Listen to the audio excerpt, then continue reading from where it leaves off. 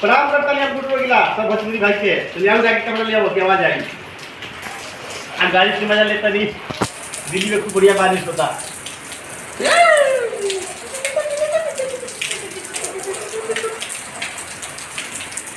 प्यार दारू दोनों को बहुत गहरा संबंध होला मोहब्बत रो लावेला तो दारू रो लावेला दारू पी के जब रो में मजा आवेला तो कौनो चीज में ना आवे उतना मजा कौन मिलवे ना करे दारू पी के दारू जब बा इतना बढ़िया चीज जब जुदाई होला तब पता चलेगा मोहब्बत दशा बिगाड़ेला तो दारू दशा बिगाड़ेला मोहब्बत दिल जलावेला तो दारू दिल जलावेला बड़ा अनोखा संबंध बा कैसे दोनों बिगाड़े दासा दोनों में होला नासा दोनों सुध बुध भूला देला हो दोनों बिगाड़े दासा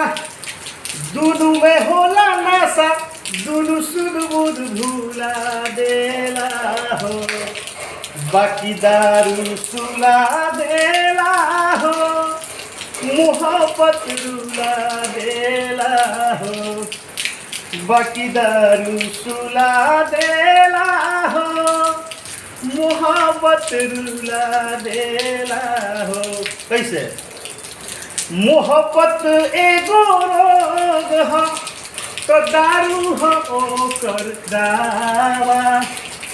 दोनों दिल जरावेले सन जैसे जरे आवा मोहब्बत एगो रोग हो तो दारू हो ओकर दावा दोनों दिल जरावेले सन जैसे जरे आवा दोनों कहवावे काराजा दोनों से होला हरजा दोनों जखम देला खुला हो बाकी दारू सुला देला हो मोहब्बत रुला देला हो आओ कैसे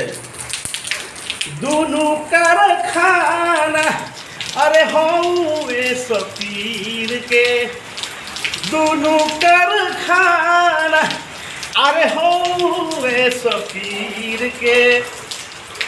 दोनों नुकसान करे केहू के शरीर के अरे साथ को ही नूनू अरे बाउर होला दोनों दोनों फसरी पर झूला देला हो बाकी दारू सुला देला हो मोहब्बत रुला देला हो बाकी दारू सुला देला हो मोहब्बत रुला देला हो प्रणाम करते रहिए सब भाई के एंजॉय करते रहिए अच्छा लगे तो लाइक शेयर कमेंट करें जय श्री राम।